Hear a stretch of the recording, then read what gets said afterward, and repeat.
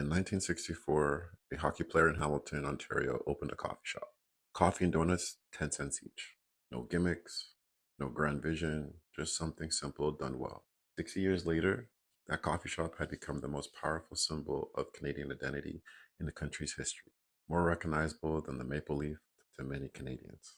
More trusted than most politicians, most institutions, most things in Canada.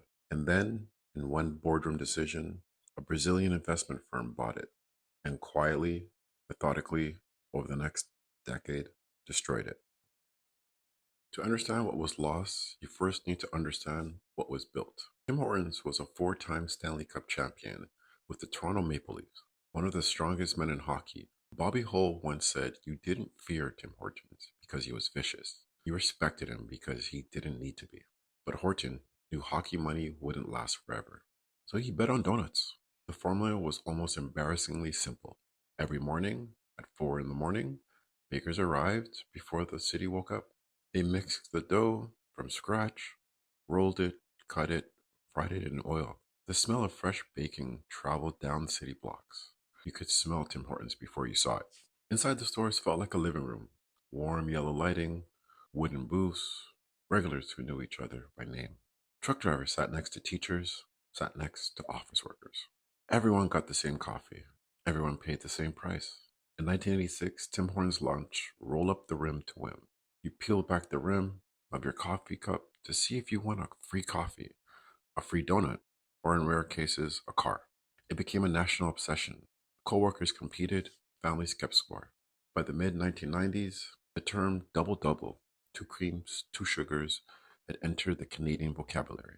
In 2004, it was added to the Canadian Oxford Dictionary. A coffee ordered had become part of the national identity. Tim Hortons didn't try to become a Canadian. It simply was. The first crack appeared not with a foreign acquisition, it appeared with a spreadsheet. By 2003, Tim Hortons had over 3,000 locations across Canada, 70% of the hot brewed coffee market. The brand was untouchable. And that's exactly when the decision was made that started the unraveling. Corporate executives presented what they called an operational efficiency initiative. The choice was simple: keep fresh in store baking and accept lower margins, or switch to par baking, partially bake the donuts in factory, flash freeze them, ship them in trucks, and reheat them in small ovens at each location. Profit margins would increase by 30%. The 4 in the morning bakers were let go, replaced with reheating technicians who followed timer instructions.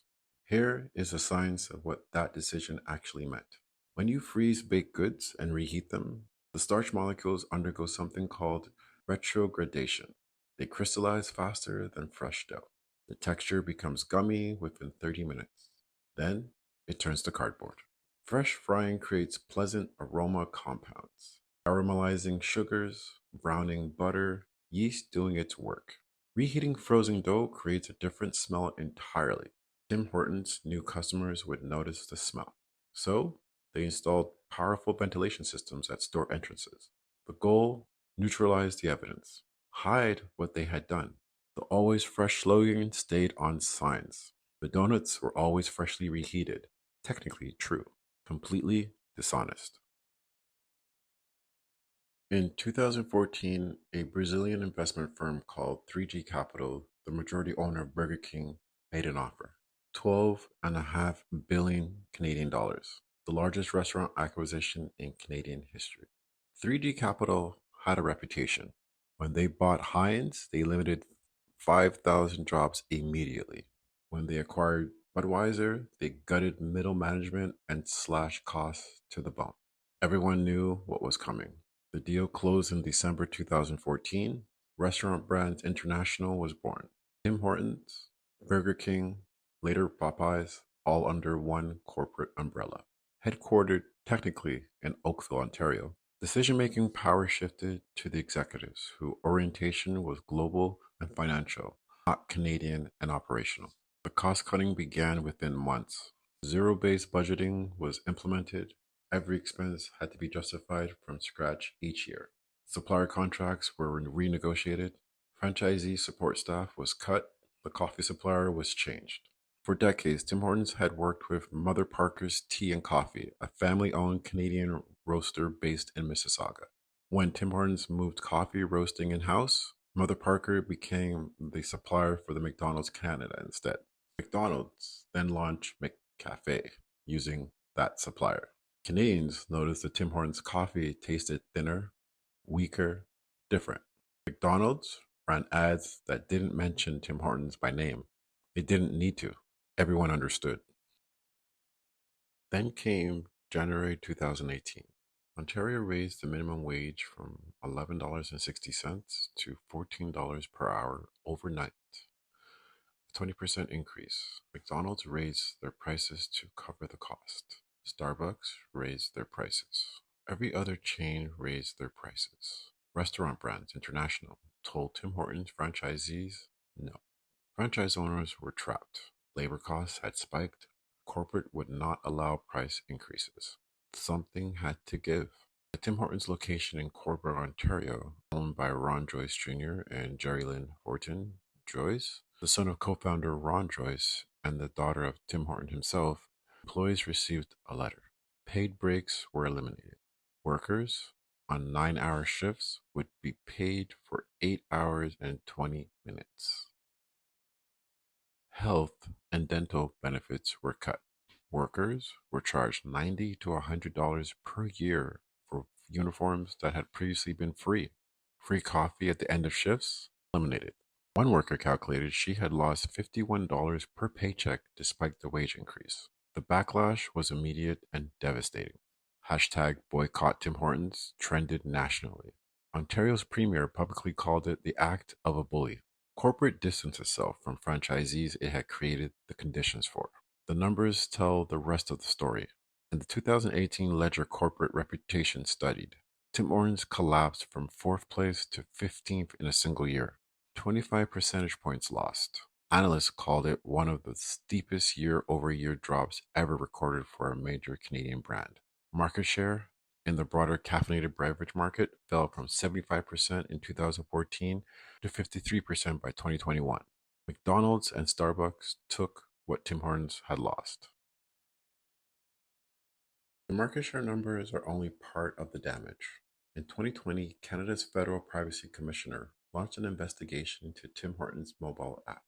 In June 2022, regulators publicly concluded that Tim Hortons had violated Canadian privacy law. The app had tracked users' location every few minutes, every single day, even when the app was completely closed. For over a year, it generated a location event every time users entered or left a Tim Hortons competitor, a sports venue, their home, their workplace. Tim Hortons had told users their location would only be accessed when the app was in use. That was found to be misleading. The class action settlement was approved. Each affected customer received one free hot beverage and one free baked good. Total compensation, $8.58 Canadian per person. The settlement amount became a national punchline. That data that Tim Hortons collected, covering one of the most detailed location profiles ever assembled on Canadian consumers, cost them one coffee and one donut per customer to settle. The franchise system told its own story of damage. In 2017, a group of franchisees representing approximately half the entire Canadian Tim Hortons network filed a class action lawsuit against the parent corporation, alleging intimidation, denied future store opportunities, attempts to force them out. The settlement in 2019 was worth over $37 million. The internal revolt at Tim Hortons during this period remains one of the most significant franchisee uprisings in the history of Canadian fast food. The founding family of Tim Hortons, the Joyces and the Hortons, ended up publicly at odds with the restaurant brand's international era. Co-founder Ron Joyce himself said of the new Par Baked Donuts, and this is a direct quote, "I've tried them and they're certainly not the same." Into this wreckage, a challenger is arriving. In May 2026, Foodtastic, a Montreal-based restaurant operator that already runs over 1,200 restaurants across Canada, signed a master franchising agreement with Inspire Brands. The deal? Bring back Dunkin back to Canada. 600 to 700 locations planned nationally. 4 stores opening in Toronto and Montreal before the end of 2026. Approximately 50 new locations per year going forward. Dunkin' Donuts had been in Canada before. It left in 2018 after Quebec franchisees sued the company for not sufficiently promoting the brand. Now it's coming back with a different operator, a different strategy, and a very different market to enter. Foodtastic CEO Peter Mamas has been direct about why this moment is different. He pointed specifically to the 2014 3G Capital acquisition as the moment Tim Hortons lost the connection with Canadian consumers.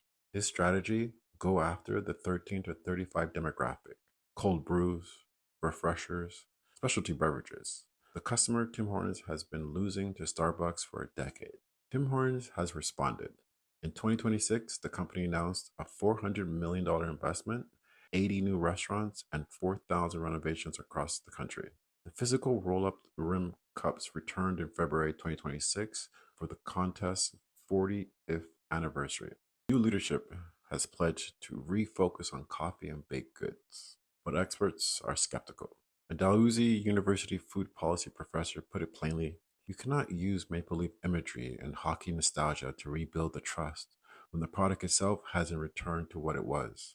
The donuts are still not baked in store. The coffee blend, by widespread customer consensus, still doesn't taste like what their parents remembered. The stores that used to smell like bakers still smell like reheated frozen dough. The story of Tim Hortons is not a story about coffee. It's a story about what happens when private equity treats cultural capital as an asset to be extracted rather than a foundation to be maintained. 3G Capital paid 12.5 billion for something that took 60 years to build. The loyalty of an entire nation, the trust that came from a 4 in the morning baker making donuts from scratch in a small kitchen in Hamilton, the smell that traveled down city blocks before anyone had even opened their eyes. They extracted the financial value and left the shell behind. The signs still say always fresh. The marketing still says Canadian. The cup still says Tim Horton. But the baker is gone, the smell is gone, and for millions of Canadians, so is the reason to stay. Dunkin' didn't create the opening, Tim Hortons did. One frozen donut at a time. That's how power shifts. That's motion and power. Will this change how you think about the brand your family trusted for generations? Subscribe. New videos every week. And share this with every Canadian who still pulls through that drive-through on autopilot.